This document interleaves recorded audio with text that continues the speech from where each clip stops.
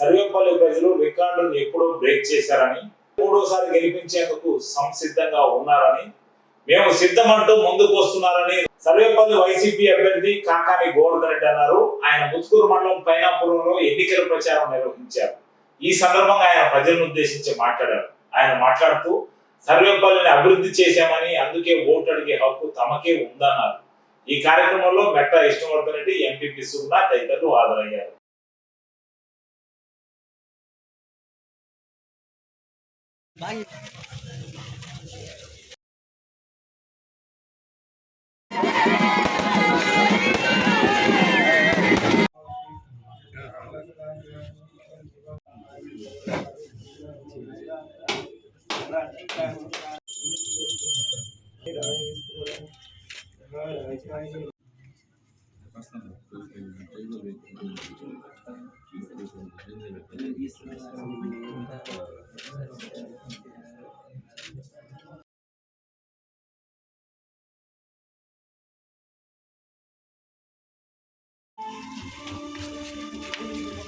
ఈరోజు రాష్ట్రానికి ఎన్నికలు వచ్చాయి. ఒక్కసారి ఎన్నికల నేపథ్యం చూస్తే 2014లో చంద్రబాబు నాయుడు ఇదే బీజేపీ, ఇదే జనసేనతో కలిసి పొత్తు పెట్టుకుని అధికారంలోకి రావడం జరిగింది.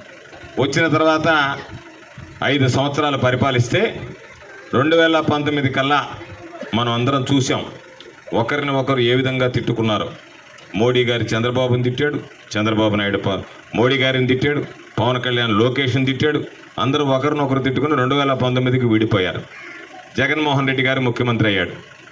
మరలా ఈరోజు 2024 ఎన్నికలకు వస్తే ఒంటరిగా జగన్మోహన్ రెడ్డి గారిని ఎదుర్కోలేమో అని చెప్పి ఈరోజు మరలా ముగ్గురు కలిసి ఒక్కటిగా ఈరోజు జగన్మోహన్ రెడ్డి గారి మీద పోటీ చేయాలనేటువంటి ఆలోచనకు వచ్చి అందరూ కలిసి పొత్తులో భాగంగా ఈరోజు 2024 ఎన్నికల్లో మరలా పాత బీజేపీ, తెలుగుదేశం పార్టీ, జనసేన కలిసి ఈరోజు మరలా పోటీ చేయడానికి రంగం సిద్ధం చేసుకోవడం జరిగింది.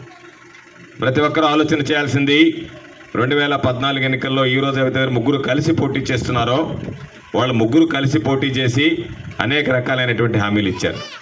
ఆ హామీలు పాపం చాలామంది మర్చిపోయి ఉంటారు. రైతులకు సంబంధించి రుణమాఫీ చేస్తానన్నాడు, అధికారంలోకి వచ్చాడు, మోసం చేశాడు, 15,000 కోట్లు ఇచ్చాడు, 1,00,000 కోట్ల రుణమాఫీ అన్నాడు. చివరికి చంద్రబాబు చేతులు ఎత్తేసి రుణ విమోచన పత్రాలు అని చెప్పి రైతుల చేతిలో పెట్టి మోసం చేసి దగా చేసినటువంటి నేపథ్యం.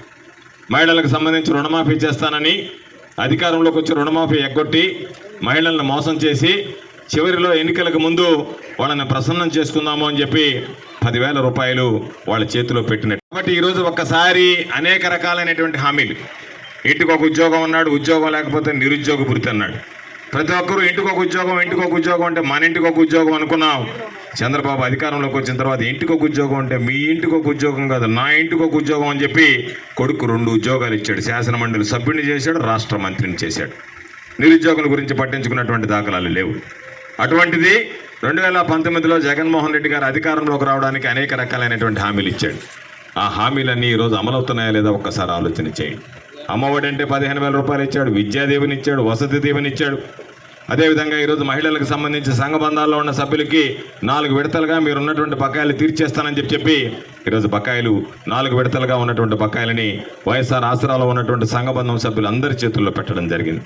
వైఎస్ఆర్ ఆసరా కింద ఈరోజు 45 సంవత్సరాల నుంచి 60 సంవత్సరాల మధ్య ఉన్నటువంటి మహిళలకి 18,750 రూపాయలు లెక్కన 75,000 రూపాయలు ఇచ్చాడు. ఒక్కసారి అందరం ఆలోచన చేస్తే పెన్షన్ కావాలి అంటే గతంలో జన్మభూమి కమిటీ సభ్యుల దగ్గరికి వెళ్ళాలి, దేహి అని చేయి చాచి యాచించాలి. వాళ్ళు పాపం నిద్ర లేచినప్పటి నుంచి వెళ్ళి ఆ పెన్షన్ ఇచ్చే దగ్గర కూర్చొని 2 రోజులు 3 రోజులు తిరగాలి. అన్నం నీళ్ళు లేక పాపం వృద్ధులు, వితంతువులు, అదేవిధంగా ఉన్నటువంటి అంగవైకల్యం కలిగినటువంటి దివ్యాంగులు అనేక రకాలైనటువంటి ఇబ్బందులు పడ్డారు. అటువంటిది ఎన్నడూ లేనటువంటి విధంగా ఈ భారతదేశ చరిత్రలో ఈరోజు పెన్షన్ల పంపిణీ చూస్తే సచివాలయ వ్యవస్థ ఉంది, వాలంటీర్లు ఉన్నారు. వాలంటీర్లు మీ దగ్గరకు వచ్చి మీరు పెన్షన్కి అర్హత కలిగి ఉంటే మీ పేరు నమోదు చేస్తారు, సచివాలయంలో ప్రతిపాదిస్తారు, పెన్షన్ మంజూరు అవుతుంది. మంజూరైనటువంటి పెన్షన్ ప్రతి నెల 1వ తేదీ కల్లా టంచనగా వాలంటీర్ని మీ ఇంటి ముందు నిలబెట్టి మీ గుమ్మం తలుపు తట్టి మీ ఇంటికి పెన్షన్ నడిపించినటువంటి ఘనత ఈ రాష్ట్ర ముఖ్యమంత్రి జగన్మోహన్ రెడ్డి గారిది అని చెప్పి మీ అందరికీ సందర్భంగా మనవి చేస్తున్నాను. మహిళలకు సంబంధించి ఈరోజు ఓట్లు అడిగితే ఈరోజు చంద్రబాబు నాయుడు గారు లాగా నేను మహిళల రుణమాఫీ చేస్తానని చెప్పి మాట ఇచ్చి ఈరోజు జగన్మోహన్ రెడ్డి గారు ఓట్లు అడగటం లేదు. మోసం చేసి ఓట్లు అడగటం లేదు. మీకు 4 విడతలుగా మీడియా నాకు ఆశీస్సులు అందించండి అని జగన్మోహన్ రెడ్డి గారు ఈరోజు మహిళలను కోరుకునేటువంటి పరిస్థితి. అదేవిధంగా అనేక రకాలైనటువంటి కార్యక్రమాలు, రజకులు, న్యాయబ్రాహ్మణులు, టైలర్లకు సంబంధించినటువంటి 10,000 రూపాయలు కానీ అన్నీ ఇచ్చాం. ఈరోజు మరలా చంద్రబాబు నాయుడు గతంలో చెప్పాడు, ఎగ్గొట్టాడు, మేనిఫెస్టోని మాయం చేశాడు. మరలా తిరిగి ఎన్నికలు వచ్చేటప్పటికి ఈరోజు మరలా పాత కథ అంతా మర్చిపోయి ఉంటారు కదా, మరలా కొత్తగానని చెప్పి రకరకాలైనటువంటి హామీలు ఇస్తున్నాడు. బహుశా శివమిరెడ్డి కూడా తిరిగి ఉంటాడు ఈ ఊరికి. బాబు షూరిటీ, భవిష్యత్తు గ్యారంటీ అని చెప్పి తిరిగాడు. పాపం ఈయనకి షూరిటీ లేదు గెలవడానికి, ఆయన అధికారంలోకి వస్తాడని గ్యారంటీ లేదు.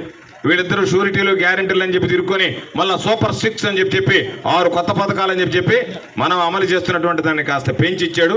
పక్కన కర్ణాటకలో జరిగినటువంటి ఎన్నికల్లో అక్కడ కాంగ్రెస్ పార్టీ విజయం సాధించింది కాబట్టి వాళ్ళు చెప్పినవి మరలా ఇక్కడ వల్లి వేస్తున్నాడు. కాబట్టి ప్రతి ఒక్కరం ఆలోచన చేయాల్సింది, చెప్పి ఎగ్గొట్టేటువంటి చంద్రబాబు నాయుడు కావాలన్నా, చెప్పి అమలు చేసి పేదవాడికి అండగా నిలిచినటువంటి జగన్మోహన్ రెడ్డి గారు కావాలనేటువంటిది ఈరోజు మనందరం కలిసి తీసుకోవాల్సినటువంటి నిర్ణయం అని చెప్పి మీ అందరికీ ఈ సందర్భంగా మనవి చేస్తున్నాను.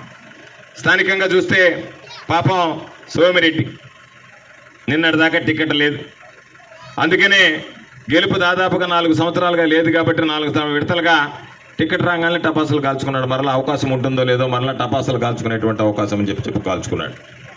నిన్న ఆయన చెప్పాడు, నేను విన్నాను, ఇది నా చివరి పోటీ అని చెప్పి అన్నాడు. బహుశా చాలామందికి గుర్తుందో లేదో 2019లో కూడా ఇదే మాట చెప్పాడు, ఇంక నేను పోటీ చేయను, ఇది నాకు చివరి పోటీ అని చెప్పి. కాబట్టి మీరు అందరూ గమనించాల్సింది, పాపం సోమిరెడ్డి ఇదే లాస్ట్ అనుకుంటున్నాడని ఎవరన్నా అనుకుంటారేమో, ఏమీ అనుకోవాల్సినటువంటి అవసరంలే. సోమిరెడ్డి బతికున్న రోజులు సర్వేపల్లి నియోజకవర్గాన్ని పట్టి పీడిస్తాడు తప్ప విడిచిపెట్టేటువంటి ప్రసక్తే ఉండదు అనేటువంటి విషయాన్ని మీరు అందరూ గుర్తుంచుకోండి.